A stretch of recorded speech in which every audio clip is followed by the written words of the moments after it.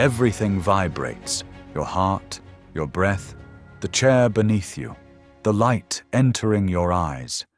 Nothing is still. Nothing is silent. Welcome back to Codex Æternum. Hello, I'm C.S. Douglas. Welcome to Episode 2 of the Codex Æternum, the Symphony of Frequencies. We will take a journey into the rational Bible, exploring the intelligent universe and your place within it. This podcast comes to you through Orthopedia, the world's only encyclopedia dedicated exclusively to authors. Visit orthopedia.org to discover the minds behind the words that shape our world. In our first episode, we explored the infinite space that existed before time. We discovered that you are not in space. You are space, temporarily organized into the pattern called you. Today we continue that journey. We turn our attention to something Nikola Tesla understood deeply, that if you want to know the secrets of the universe, you must think in terms of energy, frequency, and vibration. Let's explore what that actually means. Main content. Last time I made a promise. I said we would explore energy and frequency. We would discuss consciousness and matter. We would ask, what is the soul? What is mind? What is God? So let's begin. From the Book of Creation, Genesis, verse 2.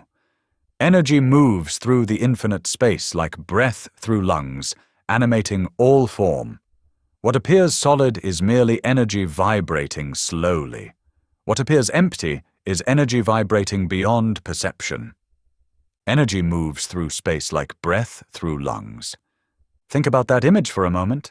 Your lungs don't create breath. They allow breath to move through them. In, out, expansion, contraction, the rhythm of existence itself. Space is the same. It doesn't create energy. It allows energy to move, to dance, to express itself in infinite forms. And what we call matter, this table, this body, this planet, is simply energy vibrating at particular frequencies, creating patterns we experience as solid. But nothing is truly solid. Scientists have known this for over a century. When you examine matter at the atomic level, you find that atoms are mostly empty space. The nucleus occupies an incredibly tiny portion of the atom's volume. The rest? Space. Vibrating space. And yet, when you touch a table, it feels solid. Why? Because your hand is also made of atoms, also mostly empty space, vibrating at a frequency that interacts with the table's frequency in a way your nervous system interprets as solid. You're not touching matter. You're experiencing the interaction of two energy fields vibrating at similar frequencies. Everything is frequency. Verse 3 continues, frequency is the language through which the universe speaks to itself. Every atom sings its note. Every star hums its tone. Every thought creates ripples in the fabric of awareness. Frequency is language. Not metaphorically. Actually. When you speak, you create vibrations in air molecules. Those vibrations travel as waves to another person's ear, where they're translated into neural signals, which their brain interprets as meaning. Sound is frequency. Light is frequency. Radio waves, X-rays, gamma rays, all frequency, just at different rates of vibration. But here's where it gets interesting. Thought is also frequency. Your brain operates on electrical impulses, neurons firing in patterns, creating electromagnetic fields that can actually be measured outside your skull. Remember in our first episode, we said your thoughts are energy moving through neurons. Well, energy always expresses itself as frequency, a specific rate of vibration. So when you think, you're not just generating energy, you're generating measurable frequencies. Thought is energy vibrating at a particular rate. And if thought is frequency, and frequency moves through space, then where does your thought actually go? Consider this. Have you ever thought of someone, and moments later they called you? Have you ever walked into a room and immediately felt the tension, even though no one was speaking? You were picking up frequencies.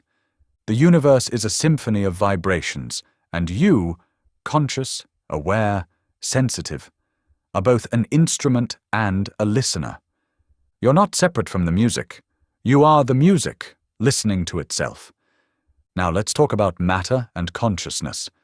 For centuries, science operated on the assumption that matter is primary and consciousness is secondary.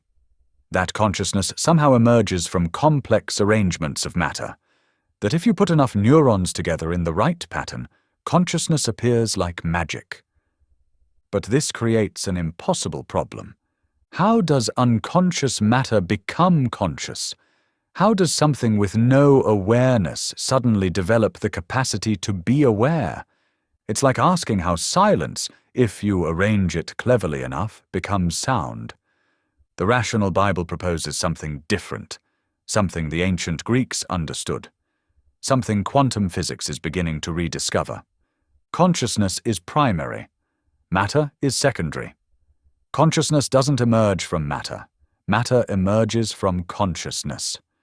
Verse 4 states, "For centuries, science operated on the assumption that matter is primary and consciousness is secondary.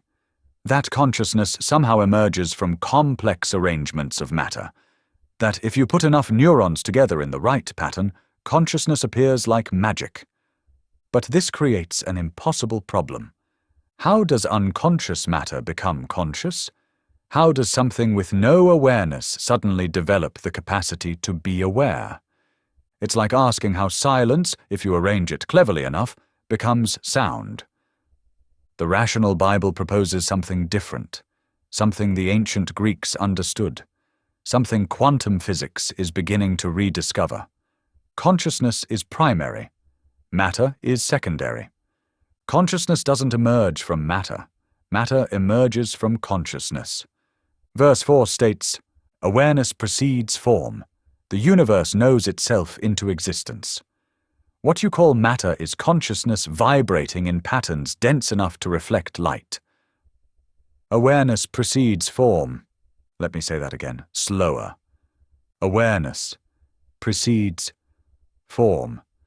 The universe doesn't become conscious. The universe is consciousness, expressing itself through infinite forms. You are not a body that has consciousness. You are consciousness that has a body. This isn't mystical poetry. This is rational philosophy aligned with the deepest findings of quantum mechanics. When scientists examine the quantum level of reality, they find something extraordinary. Particles don't have definite properties until they're observed. The act of observation, of conscious awareness, appears to collapse the wave function and bring definite reality into being. The observer affects the observed. Consciousness and matter are not separate. They're two aspects of the same underlying reality. The universe is phronopsychic, imbued with wisdom and soul at its very foundation. So what does this mean for you? It means you are not a passive witness to reality. You are an active participant in its creation. Your thoughts are frequencies. Your awareness shapes the field of possibility around you. Your attention is creative power. When you focus on fear, you amplify fear frequencies. When you focus on love, you amplify love frequencies. When you focus on the infinite space within you, the pure awareness that exists before thought, you align with the fundamental frequency of existence itself. This is why meditation works. This is why presence transforms. This is why simply paying attention changes what you attend to. You're not manipulating reality from outside. You're participating in reality from within. Let me give you a practical example. Right now, become aware of your breath. Don't change it. Just notice it. The air moving in. The air moving out. Now notice who is noticing. There's breath happening, and there's awareness of breath happening. The breath is a frequency, a physical vibration. The awareness is also a frequency, a subtler vibration. But here's the key. The awareness doesn't come and go with the breath. The awareness remains constant while the breath changes. Breath in, awareness present. Breath out, awareness present. pause between breaths, awareness still present. That awareness, that constant, unchanging presence, is what you actually are. Not the thoughts, not the body, not the emotions. You are the space in which all experience occurs. You are the infinite space, temporarily experiencing itself as you. And that changes everything. Because if you are not your thoughts, you can observe your thoughts without being controlled by them. If you are not your emotions, you can feel your emotions without being overwhelmed by them. If you are not your body, you can care for your body without identifying with its inevitable aging and death. You are the eternal observer, the infinite awareness, the consciousness that was never born and will never die. This is not belief. This is recognition. And once you recognize it, you can never fully unrecognize it. You might forget. You might get caught up in the drama of daily life. You might identify again with the temporary patterns. But somewhere in the background, you'll know. You'll remember. You are not a wave pretending to be separate from the ocean. You are the ocean, temporarily experiencing itself as a wave. And every wave, no matter how small, contains the entire ocean within it. So here's what I invite you to do before our next episode. Sit quietly for 5 minutes. Just 5. Close your eyes if that helps, or keep them softly open, and simply notice the space of awareness in which all experience arises. Notice thoughts appearing and disappearing in that space. Notice sensations appearing and disappearing. Notice sounds, smells, feelings, all appearing and disappearing. But the space itself, the awareness, remains.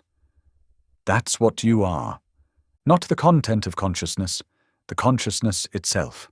Not the music, the silence from which music emerges and to which it returns.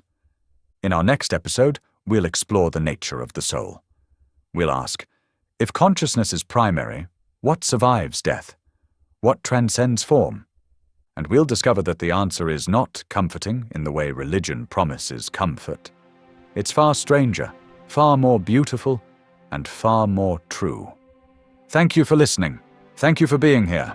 This podcast is made possible by Orthopedia, a sanctuary for writers and readers. If you've ever wondered about the minds behind the books that shaped you, visit orthopedia.org. It's more than a directory. It's a living archive of consciousness expressing itself through words. Codex Æternum releases new episodes weekly. Subscribe wherever you listen, and join me as we explore the deepest questions of existence. And remember, you are not a fragment experiencing the whole. You are the whole experiencing itself as a fragment. Infinity does not die. Infinity does not dissolve. Infinity lives through you. I am C.S. Douglas. Until next time, be the frequency the universe needs to hear.